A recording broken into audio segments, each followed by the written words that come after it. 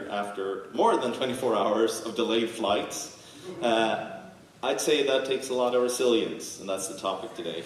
They speak, they volunteer at community events, they write Elixir to accelerate sustainable energy use. An absolute unit of a person. Give a big round of applause for Max McClure.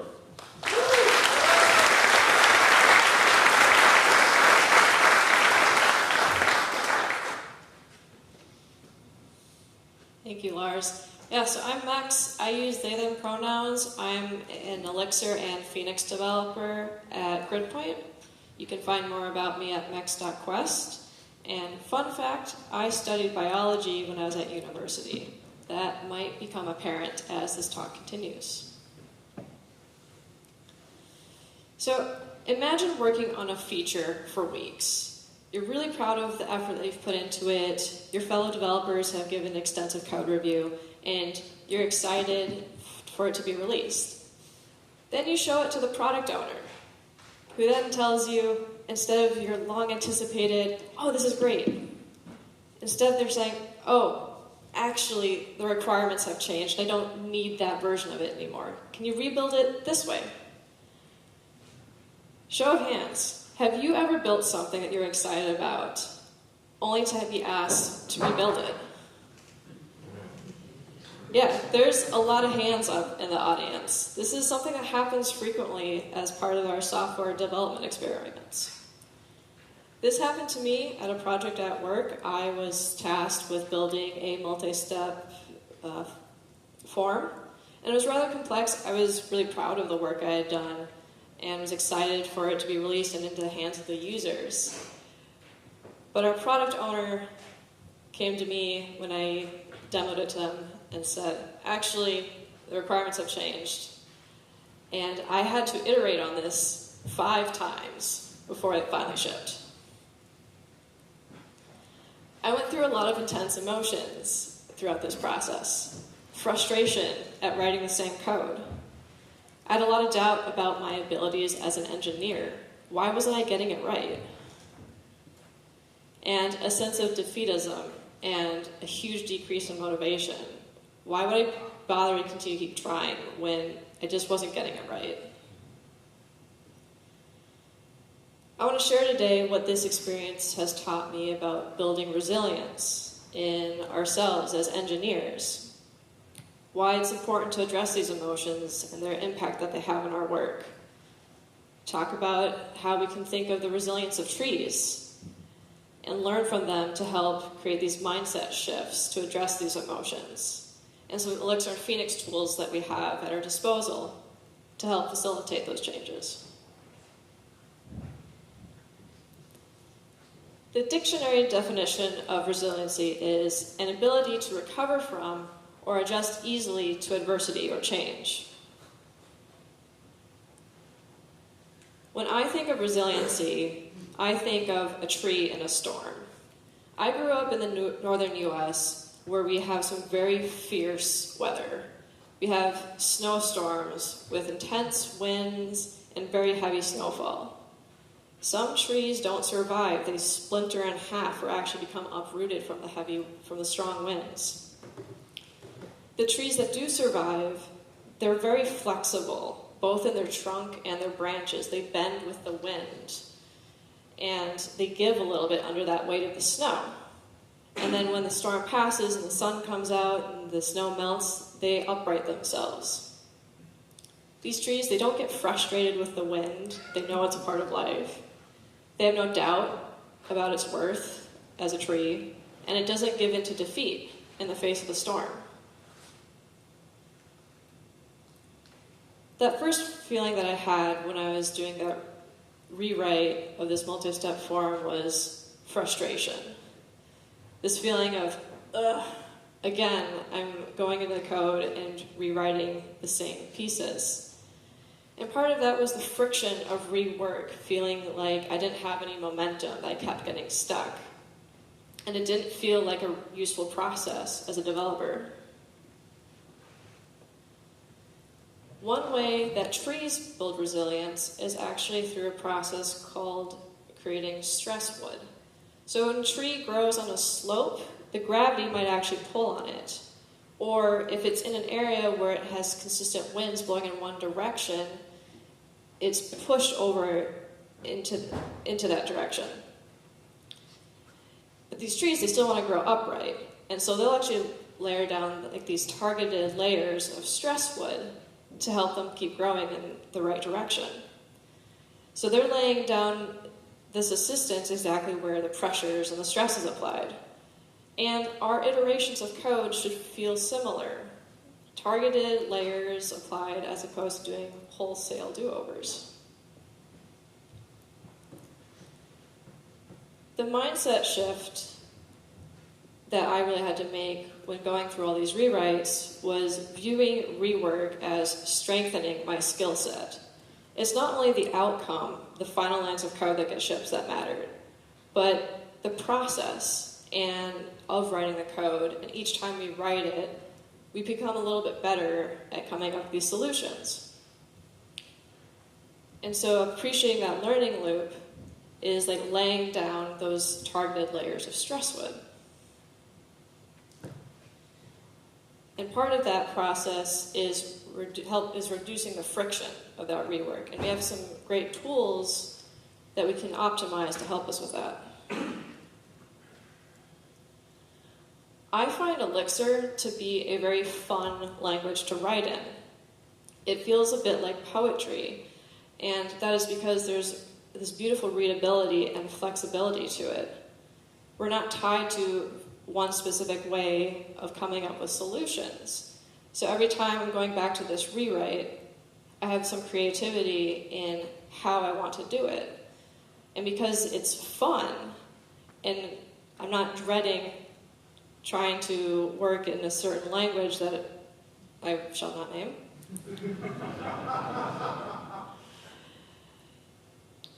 there's more joy and less frustration with that rewrite. So if you've ever worked on a multi-step form, you might know that when you're working on developing one of the steps of the first one, it just kind of sucks. And that's because when you save a change and you have a reload, you have to go back to the first step of the form. And then you're filling out the form and clicking through each step just to see if this one update that you made is what you're expecting. There are workarounds, of course. You can hardcode the state in your signs. You can write a script to automatically fill out the forms for you. But did you know that Phoenix actually does support hot reloading? You can add these notify and live view keys in your development config. And then for these file types, when you have a change made, it actually keeps the state of the socket. And this was really exciting and really helpful for me, and it really reduced the friction of that rework, because every time I made a change, for example, on the second or the third step of that form, instead of going all the way back to the first step, I got to immediately see the update in the browser.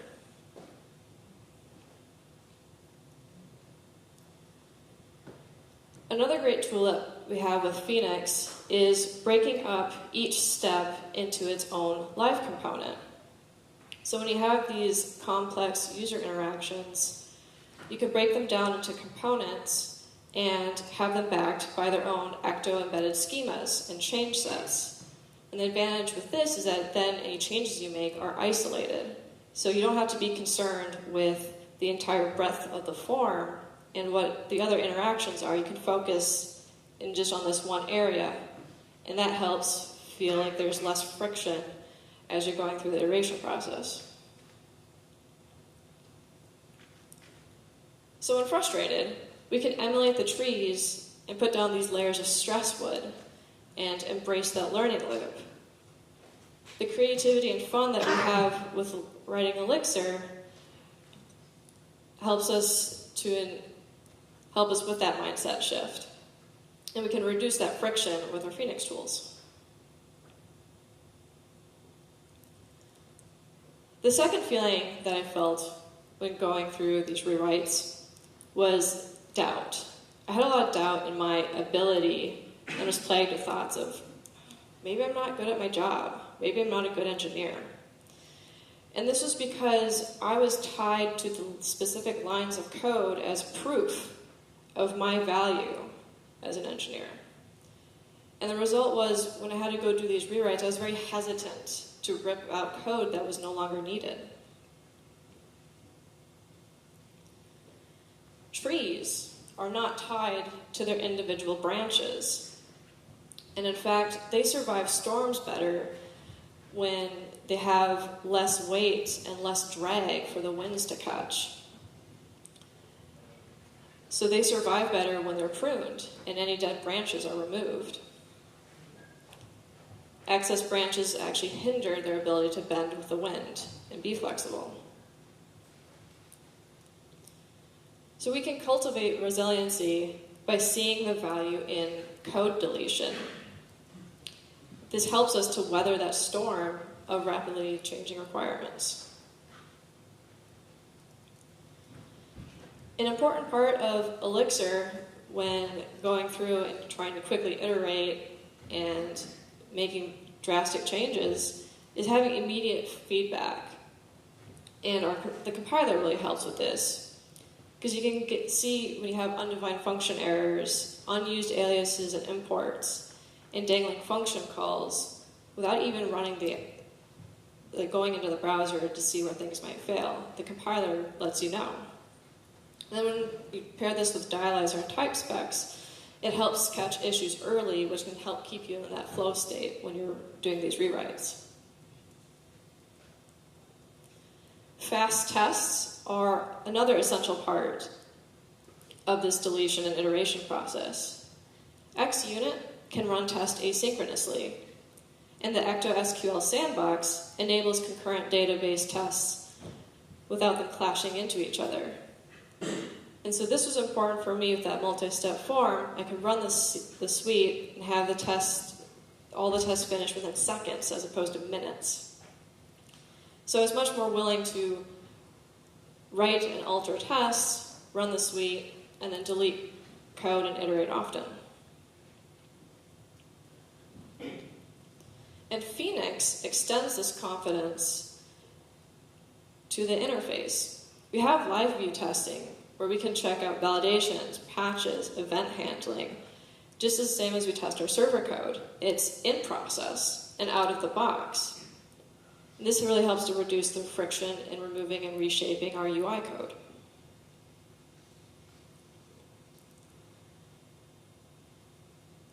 Doubt often comes from tying our value to the lines of code. But we need to remember that we're not the code we write, just as a tree is not the branch that broke in the storm. Removal is a healthy process for trees and our code. And Elixir and Phoenix help us feel confident with this deletion through the compiler time checks and tests.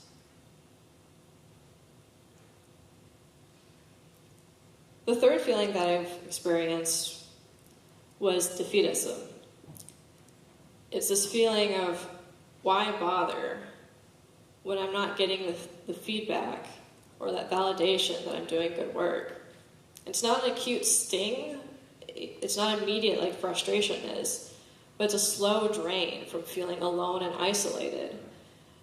And this prevents us from showing up and wanting to do our best every day at work.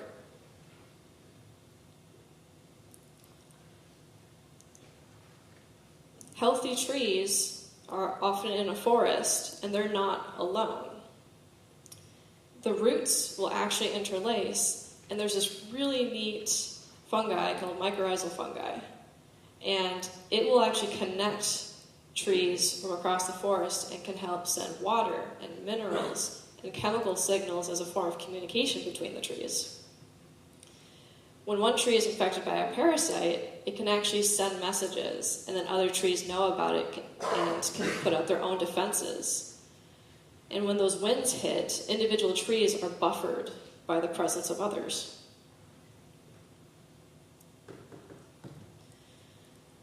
Defeatism brings us into a solitary mindset, where we're thinking, it's my feature, my code, my worth. But the mindset shift we need to have is to measure progress as shared understanding and momentum, We don't have to weather these storms alone. Because we have Elixir and Phoenix to work together under one unified language, that makes collaboration with our teammates a lot easier. From change sets to live view of events, their context functions and processes, we're all speaking the same language. So the context tax of switching is a lot smaller. The line between front-end devs and back-end devs on my team is very blurry. In fact, we all consider ourselves full stack, even if we're more comfortable in one area or the other. And because I have access to everyone on both teams, help when feeling stuck is a lot more readily accessible. And we not only have the support of teammates, even if beyond our company or beyond your personal project, we have this generous network of alchemists that are out there on the Elixir forum, the Discord servers, and Slack channels who are eager and ready to help with it when we have questions. And more than once when I was working on that multi-step form, I was able to find solutions to similar problems because of this network of brilliant engineers who have come before me. Another important piece of collaboration and a fun tool that I like to use is Livebook.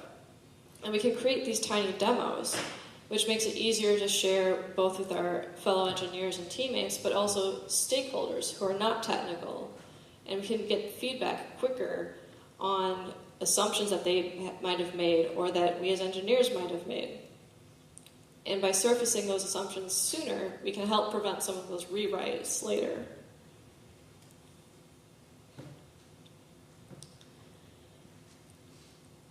So resilience is relational.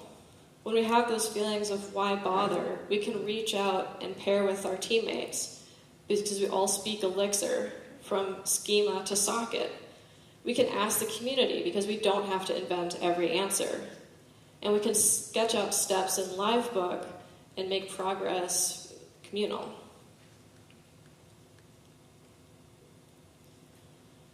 So when you're rewriting code again and again, you can turn frustration into stresswood, doubt into pruning, and defeatism into the forest, and rely on Elixir and Phoenix for your roots and your rings.